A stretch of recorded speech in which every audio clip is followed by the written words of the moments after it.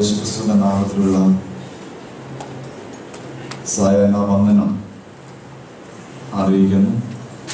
ഈ ഒഫീഷ്യലായിട്ടുള്ള ഈ ബൈബിൾ സ്റ്റഡിയുടെ അവസാന ദിവസമാണെങ്കിലും ഞാൻ മനസ്സിലാക്കുന്നു തിങ്കളാഴ്ചയും ബുധനാഴ്ചയും കൂടെ നമുക്ക് അല്പം കൂടെ ദൈവത്തിൻ്റെ വചനം പഠിക്കാനായിട്ടുള്ളൊരു ക്രമീകരണം ഈ സഭ ഒരുക്കിയിട്ടുണ്ട്.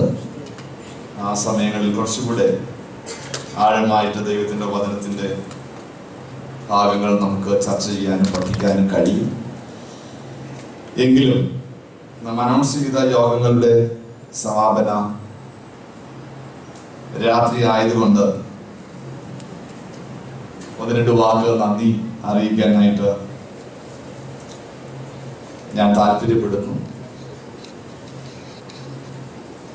ഞാൻ പ്രാരംഭത്തിൽ പറഞ്ഞതുപോലെ ഈ പ്രാദേശിക സഭയുമായിട്ട് എനിക്ക് വളരെ അടുത്ത ഒരു ആത്മബന്ധം ഉണ്ട്. ദൈവത്തിൻ്റെ ശുശ്രൂഷയിൽ ദൈവത്തിൻ്റെ വചനത്തോടുള്ള ബന്ധത്തിലും ഈ സഭ കാണിച്ച ശുഷ്കാന്തിയും വിലയും സ്വർഗത്തിൽ ഏറ്റവും വലുതും വിലപ്പെട്ടതുമാണ്. അതുകൊണ്ട് തന്നെ ദൈവത്തിൻ്റെ വചനത്തിന്റെ കീഴിൽ നിൽക്കുന്ന ഈ പ്രിയ സഹോദരങ്ങളുമായിട്ട് വലിയ ഒരു സ്നേഹവും പ്രാർത്ഥനയും എപ്പോഴും എന്നിൽ ഞങ്ങളുടെ കുടുംബത്തിലുണ്ടായിട്ടുണ്ട്. ഈ ദേശം വിട്ടുപോയ ശേഷം എല്ലാ ദിവസവും ഈ പ്രാദേശിക സഭയെ 100% അത് സത്യം തന്നെ പ്രാർത്ഥനയിൽ വഹിക്കുകയും ഓർക്കുകയും ചെയ്യുന്നു. എന്നാൽ ഞാൻ ഈ ഖത്തറിൽ നിന്ന് വിട പറയുമ്പോൾ ഇവിടേക്ക് വരണമെന്ന് ഒട്ടും ആഗ്രഹമില്ലാതെയാണ് ഞാൻ മടങ്ങിയത്. മറ്റൊന്നുമല്ല, എന്നെ മനസ്സിലാക്കുന്നവർക്ക് അറിയാമായിരിക്കും.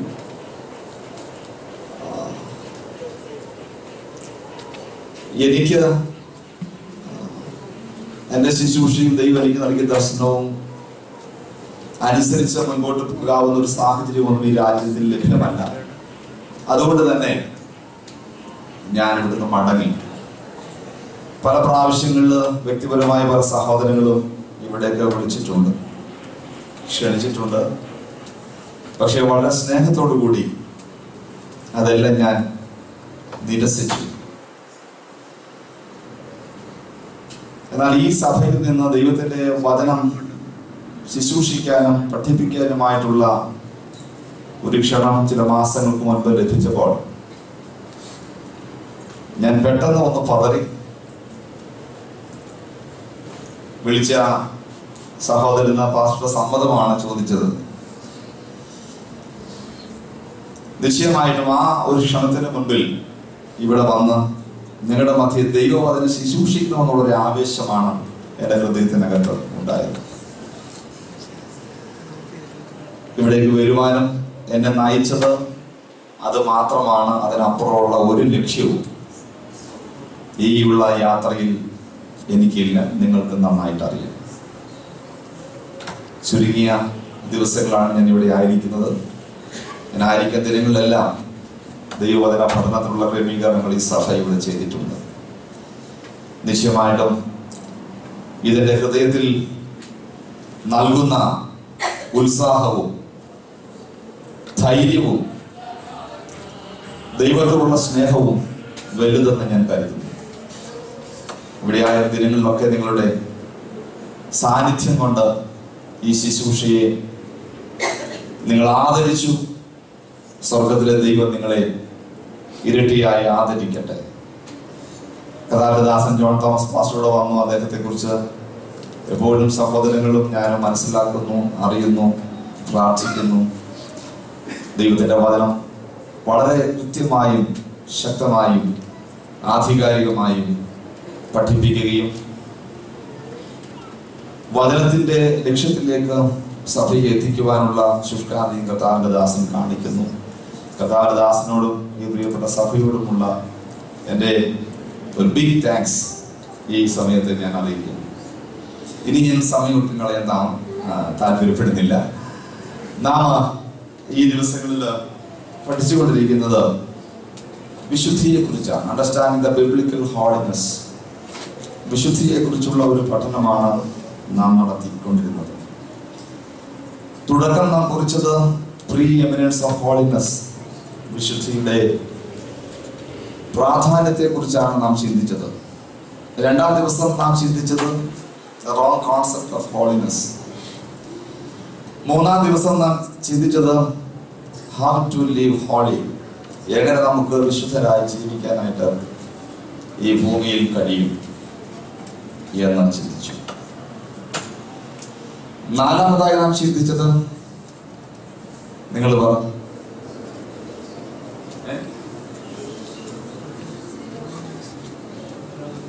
വർഷിപ്പ് ഇൻ ഹോളിനെസ്, വിശുദ്ധിയിലുള്ള ആരാധന. ഇനിയും വാക്കിലെ ജോലിയിലെ വിശുദ്ധി നമ്മൾ ഇന്നലെ കഴിഞ്ഞ ദിവസം ലാസ്റ്റ് ഡേ ചിന്തിച്ചു. നമ്മുടെ ജോലിയിൽ നമുക്ക് എങ്ങനെ വിശുദ്ധരായിട്ട് ഇരിക്കാനായിട്ട് കഴിയും. വാക്കിലെ വിശുദ്ധിയുണ്ട്, സാക്ഷ്യത്തിലെ വിശുദ്ധിയുണ്ട്, പോരാട്ടത്തിലെ വിശുദ്ധിയുണ്ട്, ബലഹീനതയിലെ വിശുദ്ധിയുണ്ട്. ഇവയെല്ലാം ഈ ഭാഗത്ത് നമുക്ക് ചർച്ച ചെയ്യപ്പെടേണ്ട വിഷയമാണെങ്കിലും വാക്കിലെ വിശുദ്ധിയും പോരാട്ടത്തിലെ വിശുദ്ധിയും തിങ്കളാഴ്ചയും ബുധനാഴ്ചയുമായി ചിന്തിക്കാനായിട്ട് ഞാൻ താല്പര്യപ്പെടുന്നു. എന്നാൽ ഇന്ന് ഈ യോഗങ്ങളുടെ ഒരു സമാപനം എന്നുള്ള നിലയിൽ ഈ ഭാഗത്തെ അവസാനമായിട്ട് നാം ചിന്തിക്കുന്ന ഭാഗമാണ് ഇന്ന് ചിന്തിക്കാനായിട്ട് ഞാൻ കർത്താവിൽ ശരണപ്പെടുന്നത്. ഹോളിനെസ് ഇൻ ദ വേൾഡ്, ഈ ലോകത്തിൽ നമുക്ക് എങ്ങനെ വിശുദ്ധരായി ജീവിക്കാനായിട്ട്, അല്ലെങ്കിൽ ലോകവും വിശുദ്ധിയും എന്നുള്ള വളരെ പ്രധാനപ്പെട്ട ഒരു ചിന്തയാണ് നാം ഇന്ന് ഇവിടെ ചിന്തിക്കുന്നത്. ഞാൻ എപ്പോഴും പറഞ്ഞു, ഇത് ദൈവശാസ്ത്രപരമായ ഒരു പഠനമേ അല്ല, ഇത് സ്ക്രിപ്ചറൽ സ്റ്റഡിയാണ്. അത്യാവശ്യം എല്ലായിടത്തും പ്രസന്റ് ചെയ്യാൻ കഴിയുന്ന ഒരു തിയോളജിക്കൽ ഡിഗ്രി എൻ്റെ പോക്കറ്റിലും ഉണ്ട്. അതല്ല നാം ഇവിടെ ചർച്ച ചെയ്യുന്നത്.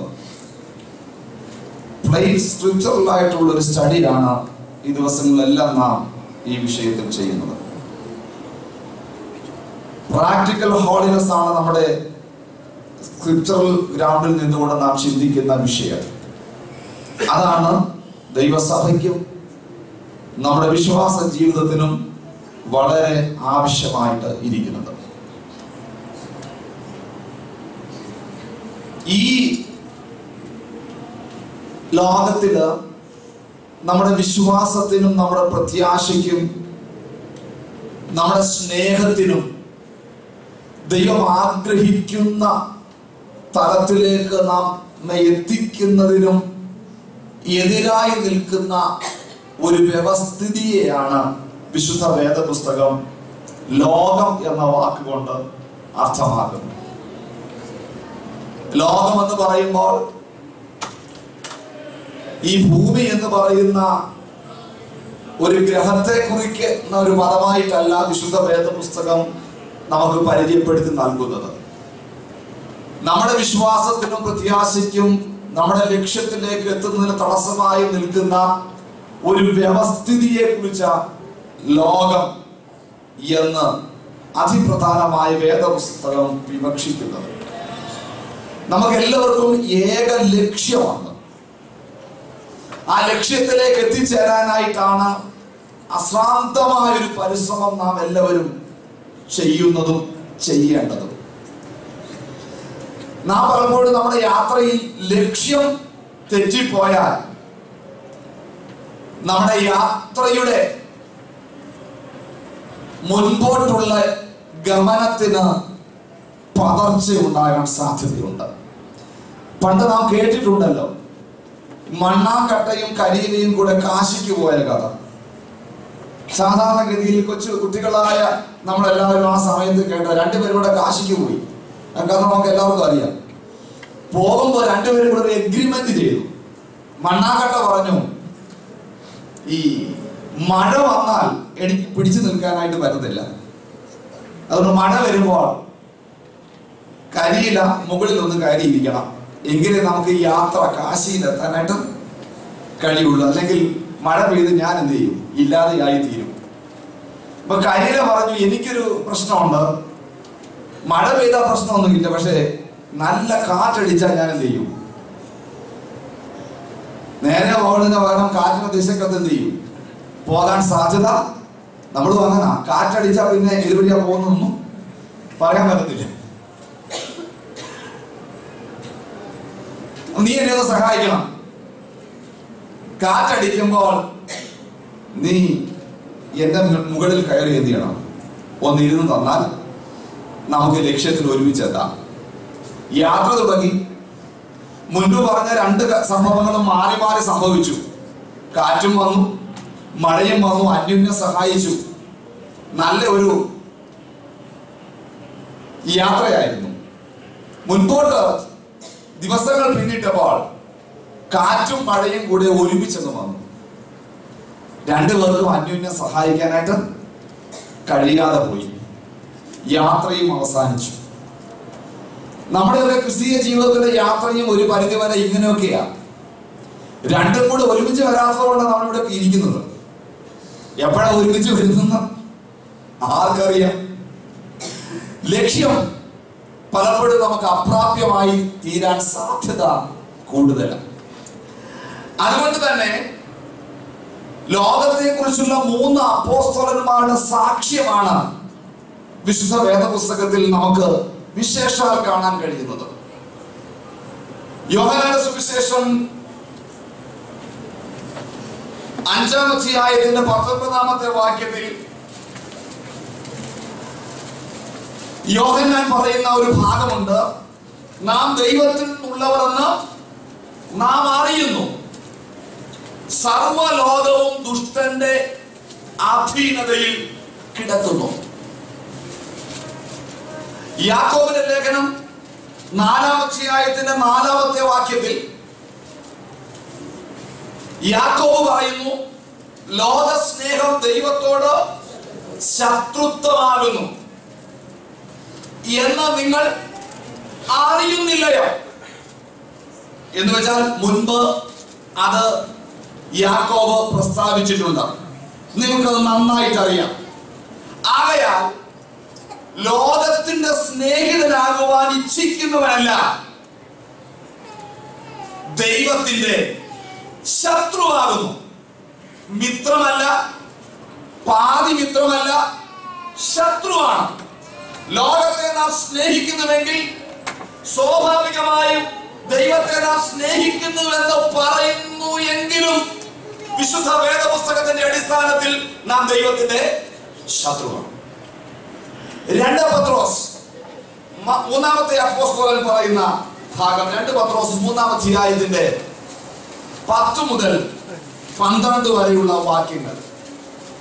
കർത്താവിന്റെ ദിവസമോ കള്ളനെ പോലെ വരും. അന്ന് ആകാശം കൊടുമുഴക്കത്തോടെ ഒഴിഞ്ഞു പോകും, മൂലപദാർത്ഥങ്ങൾ കത്തി അഴിയും, ഭൂമിയും അതിലുള്ള പണികളും വെന്തു പോകുകയും ചെയ്യും. ഇവ ഒക്കെയും അഴിവാനുള്ളതാകയാൽ വിശുദ്ധ ജീവിതവും ഭക്തിയും ഉള്ളവരായിരിക്കണം. ഈ 3 പ്രധാനപ്പെട്ട വാക്യങ്ങളാ ലോകവുമായി ബന്ധപ്പെട്ട ലേഖനങ്ങളിൽ വിശേഷം നമുക്ക് ദർശിക്കാനായിട്ട് കഴിയുന്നത്. പത്രോസ് പറയുന്ന പ്രധാനപ്പെട്ട ചിന്ത, ഈ ഭൂമിയും അതിലുള്ള പണികളെല്ലാം വെന്തുപോകും. ഈ ഭൂമി തീക്കായി സൂക്ഷിച്ചു വെച്ചിരിക്കുകയാണ്. ഇതിന്റെ ഇന്ന് കാണുന്ന ഈ ലോകത്തിന്റെ സകല വ്യവസ്ഥിതിയും എന്തിനു വേണ്ടിയാ വെച്ചിരിക്കുന്നത്? തീക്ക് വേണ്ടി വെച്ചിരിക്കുകയാണ്. നമ്മുടെ ഇന്ത്യ എന്തിനു വേണ്ടി വെച്ചിരിക്കുന്നു? അമേരിക്ക എന്തിനു വേണ്ടി വെച്ചിരിക്കുന്നു?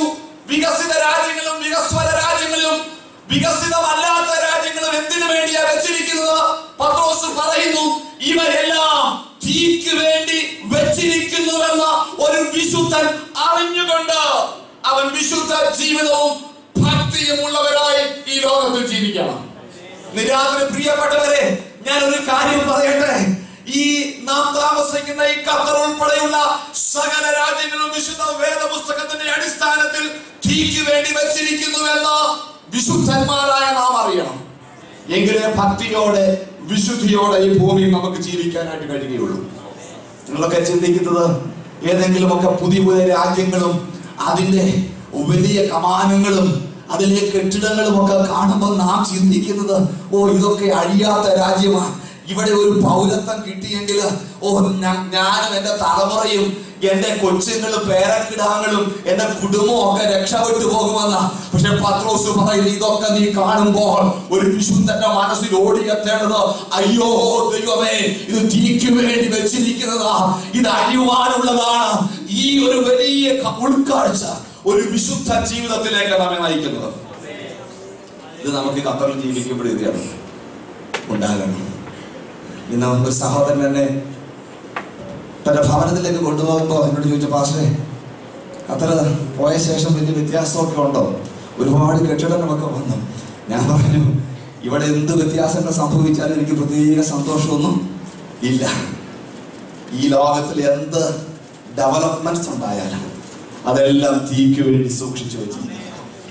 ഇത് കാണുമ്പോൾ നാം ചിന്തിക്കേണ്ടതാ, കർത്താവേ, ഇവയുടെ ആഗ്രഹങ്ങളൊന്നും എൻ്റെ അകത്തേക്ക് കയറാതെ, ഈ ആഗ്രഹങ്ങളൊന്നും എൻ്റെ അകത്തേക്ക് കയറാതെ വിശുദ്ധിയോടെ ഭക്തിയോടെ ഇതിന്റെ നടുവിൽ ജീവിക്കാനുള്ള കൃപ എനിക്ക് നൽകണമേ.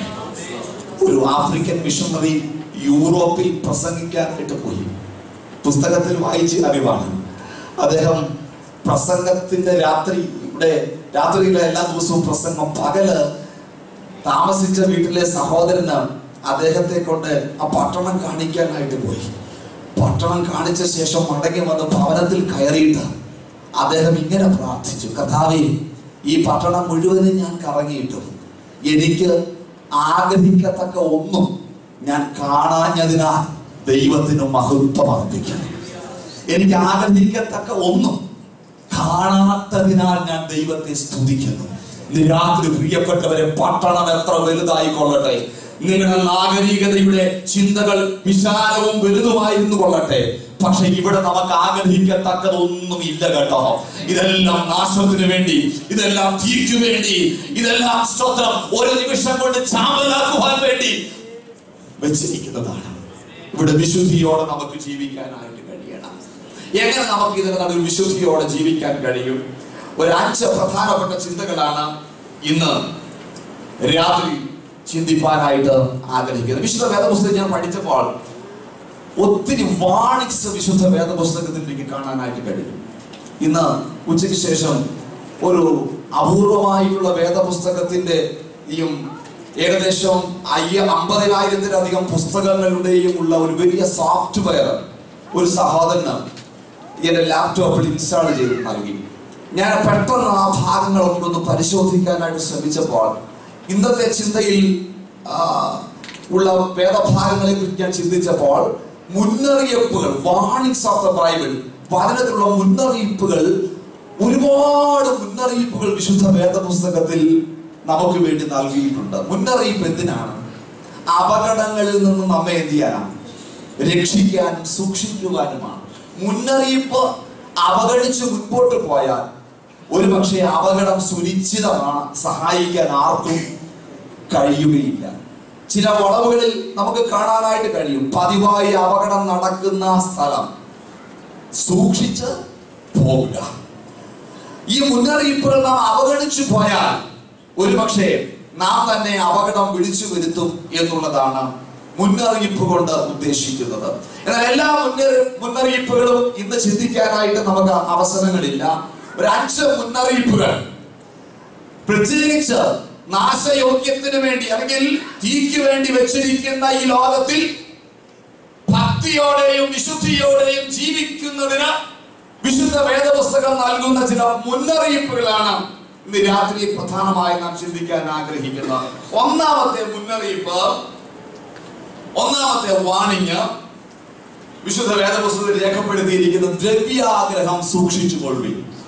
ഭക്തിയോടെ ജീവിക്കണമെങ്കിൽ ഒന്നാമത്തെ വാണിംഗ് ആണ് കവചസ്നസ്, ദ്രവ്യാഗ്രഹം സൂക്ഷിച്ച് കൊള്ളുവിൻ. ലൂക്കോസിന്റെ സുവിശേഷം 12-ാം അധ്യായത്തിന്റെ 15-ാമത്തെ വാക്യം, അവിടെ ഇങ്ങനെ നമുക്ക് വായിക്കാൻ കഴിയുന്നു, സകല ദ്രവ്യാഗ്രഹവും സൂക്ഷിച്ച് ഒഴിഞ്ഞ് കൊള്ളുവിൻ. ഒരുത്തിന് സമൃദ്ധി ഉണ്ടായാലും അവന്റെ വസ്തുവകയല്ല അവന്റെ ജീവന് ആധാരമായിരിക്കുന്നത് എന്ന് പറയും. ഈ വാക്യം നമുക്ക് ഒന്നുകൂടെ മനസ്സിലാക്കണമെങ്കിൽ ഈ ലൂക്കോസിന്റെ സുവിശേഷം 12-ാം അധ്യായത്തിന്റെ 15-ാമത്തെ വാക്യം നന്നായി മനസ്സിലാക്കണമെങ്കിൽ ഇയ്യോബിന്റെ പുസ്തകം കൂടെ നാം തുറക്കണം. 31-ാം അധ്യായം, ജോബ് ചാപ്റ്റർ 31 വേഴ്സസ് 24 to 28, 24 മുതൽ 28 വരെയുള്ള വാക്യങ്ങൾ ഒന്ന് വായിക്കാമോ? ഞാൻ പൊന്നെന്റെ ശരണമാക്കിയെങ്കിൽ തങ്കത്തോടെ നീ എന്റെ ആശ്രയം എന്ന് പറഞ്ഞുവെങ്കിൽ എന്റെ ധനം വളരെ ആയിരിക്കൊണ്ടും എന്റെ കൈ അധികം സമ്പാദിച്ചിരിക്കൊണ്ടും ഞാൻ സന്തോഷിച്ചുവെങ്കിൽ സൂര്യൻ പ്രകാശിക്കുന്നതോ ചന്ദ്രൻ ശോഭയോടെ ലഭിക്കുന്നതോ കണ്ടിട്ട് എന്റെ ഹൃദയം പൂർണ്ണമായി വശീകരിക്കപ്പെടുകയും എന്റെ വായ് എന്റെ കൈയെ ചുംബിക്കുകയും ചെയ്തുവെങ്കിൽ അത് ന്യായാധിപന്മാർ ശിക്ഷിക്കേണ്ട കുറ്റമത്രേ. അതിനാൽ ഉയരത്തിലെ ദൈവത്തെ ഞാൻ നിഷേധിച്ചു എന്ന് വരുമല്ലോ. വായിച്ചപ്പോൾ പിടികിട്ടിയോ?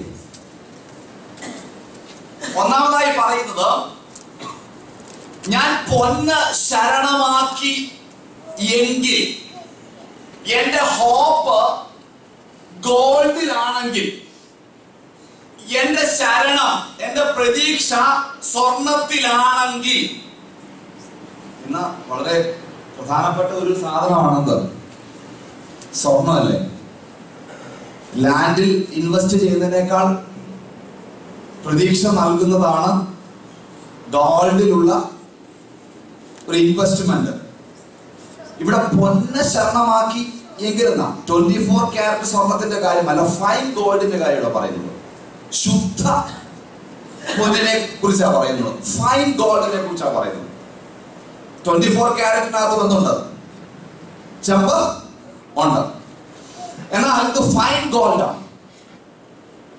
ഈ പൊന്ന് എന്റെ പ്രതീക്ഷയാണെങ്കിൽ, എന്റെ ഇൻവെസ്റ്റ്മെന്റ് സ്വർണത്തിലായത് കൊണ്ട് കുഴപ്പമൊന്നുമില്ല, എത്ര റിസഷൻ വന്നാലും അവിടെ ഒരു സംഭവം എന്തില്ല, നടക്കില്ല.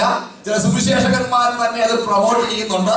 സ്വർണത്തിന് വില കൂടാൻ പോകുന്നു, മേടിച്ച് വെച്ചോ.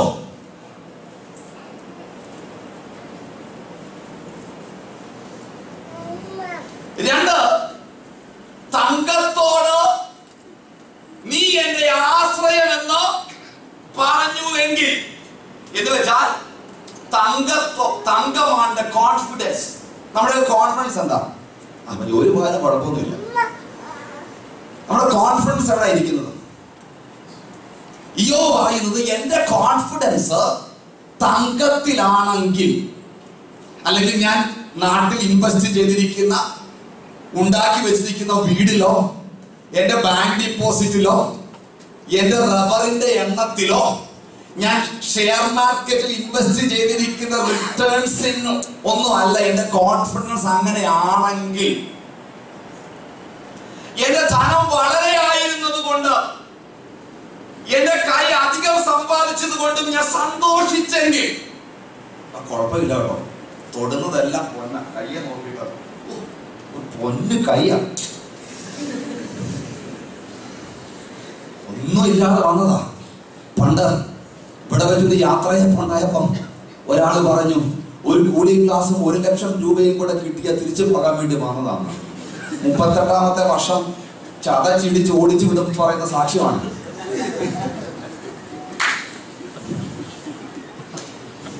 കഥാവ് കൃപ ചെയ്ത് ഈ കഥകൾക്കുണ്ട്. അതറിയാവുന്നവർ എന്തുകൊണ്ട് അവർക്ക് അറിയാം യാഥാർത്ഥ്യം എന്താണ്. അപ്പൊ എനിക്ക് അവർക്ക് അറിയാം. ഇതൊരു കൈയാണ്, ഇങ്ങനൊരു കൈ എനിക്ക്.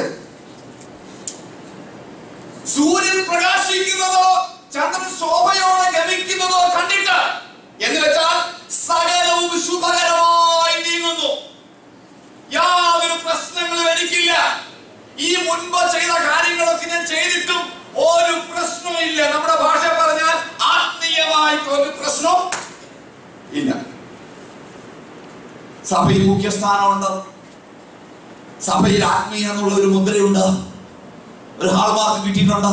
പുറത്താണെങ്കിൽ സകലവും കൃത്യമായി പോകുന്നു. ആകാശവും ഭൂമിയും ഒക്കെ ചന്ദ്രനും ഒക്കെ പുള്ള മണ്ടൊക്കെ എല്ലാ ദിവസവും ചെയ്യുന്നു, പ്രകാശിക്കും. എന്നിട്ട് ഇതിലൊക്കെ എന്റെ ഹൃദയം ഗൂഢമായി വശീകരിക്കപ്പെട്ടിട്ട്, പാപം വരുന്ന വഴിയാണ് ഞാൻ പറയുന്നത്, വളരെ ഗ്രാജുവലി വന്ന് കയറുക. ആദ്യമൊക്കെ വലിയ ഇതൊന്നും ഇല്ലായിരിക്കും നമുക്ക്. ഇപ്പൊ കേൾക്കുന്ന ഈ പരുവത്തിലൊന്നും എത്താത്തവർക്ക് ഒരു പക്ഷെ ഞാനൊന്നും അങ്ങനെ ആകുമെന്ന് പറയും. ഏറ്റവും അവസാനം ഇത് ഗൂഢമായി വശീകരിക്കപ്പെട്ടിട്ട് എന്റെ വായ് അവസാനം എന്റെ കൈ എത്തി. ഞാൻ മൂന്ന് കാണിച്ചു വരാം. ഒന്നും കയ്യ ഭാര്യ പറയും, അച്ഛനെ കൈ പിടിച്ചത് എന്റെ ഭാഗ്യം, അച്ഛനെ സ്നേഹം കൊണ്ടൊന്നുമല്ല. ഏതാ കൊച്ചമ്മ കളിച്ച് നടക്കാനുള്ള സകല സൗകര്യങ്ങളും അച്ഛനുണ്ട. എവിടുന്ന് ഉണ്ടാക്കി കൊടുത്ത് അമ്മമ്മ കരേണ്ട ആവശ്യമില്ലല്ലോ. അങ്ങനെ അച്ഛനും അമ്മാമ്മയുടെ കൈ ഇങ്ങനെ മാറി മാറി ചുംബിച്ചുവെങ്കിൽ അതിന്റെ ശിക്ഷ എന്താണെന്നറിയാമോ? യോ പറയുന്നത്, ന്യായാധിപന്മാർ ശിക്ഷിക്കേണ്ട കുറ്റം അത്രേ.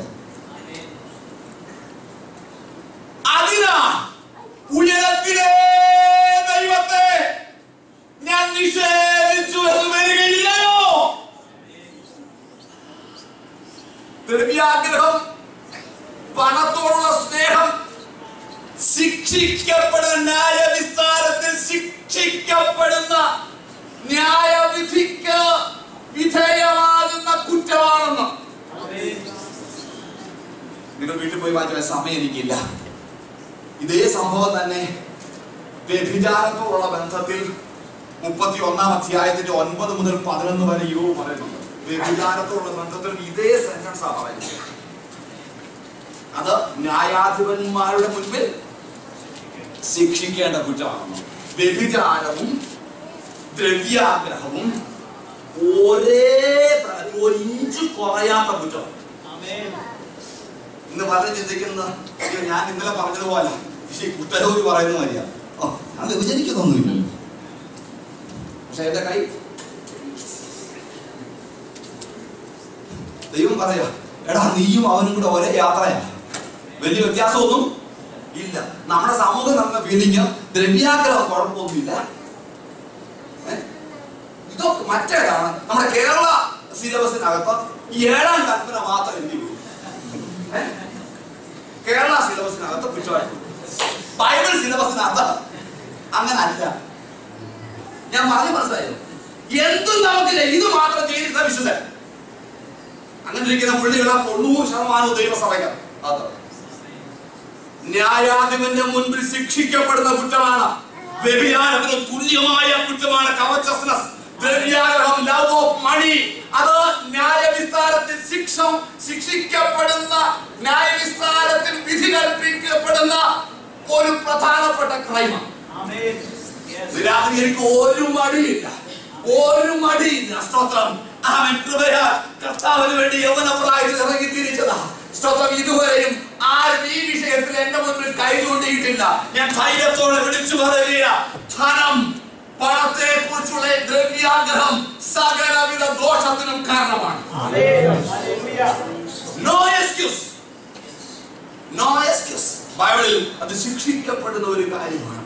വിഗ്രഹാരാധനയ്ക്ക് തുല്യമായിട്ടാ വിശുദ്ധ വേദപുസ്തകം നമുക്ക് ഈ ദ്രവ്യാഗ്രഹത്തെ കുറിച്ച് പറഞ്ഞു നൽകുന്നത്. വിഗ്രഹാരാധനയ്ക്ക് തുല്യമാണെന്ന് ദ്രവ്യാഗ്രഹം. 2 വാക്യങ്ങളുണ്ട്, 2 ആവർത്തനമാണ്. എഫേസ്യ ലേഖനത്തിന്റെ ഒരു എക്സ്പ്ലനേഷൻ ആണ് കൊലോസ്യ ലേഖനമെന്ന് ലേഖനം വായിക്കുമ്പോൾ നമുക്കറിയാം. എഫേസ്യ ലേഖനത്തിൽ 5:5 റെഫറൻസ് പഠിക്കാൻ എളുപ്പമാണ്. കൊലോസ്യ ലേഖനം 3:5 2 സ്ഥലത്തും വരുന്നുണ്ട്. 5:5 പറഞ്ഞ അശുദ്ധൻ, ദുർനടപ്പുകാരൻ, വിഗ്രഹാരാധിയായ ദ്രവ്യാഗ്രഹി. ഇത് താഴെ പറയുന്നത്, അവന് ഇവർക്കാർക്കും ക്രിസ്തുവിന്റെയും ദൈവത്തിന്റെയും രാജ്യത്തിൽ അവകാശം ഇല്ല. ഇതൊക്കെ എന്ന് പറഞ്ഞു കഴിഞ്ഞാൽ പെർഫെക്റ്റ് ടെൻസിലാണ് പറഞ്ഞിരിക്കുന്നത്. ആമേൻ. ഇതിനകത്ത് ഏത് പ്രവാചകൻ തല കൈവച്ച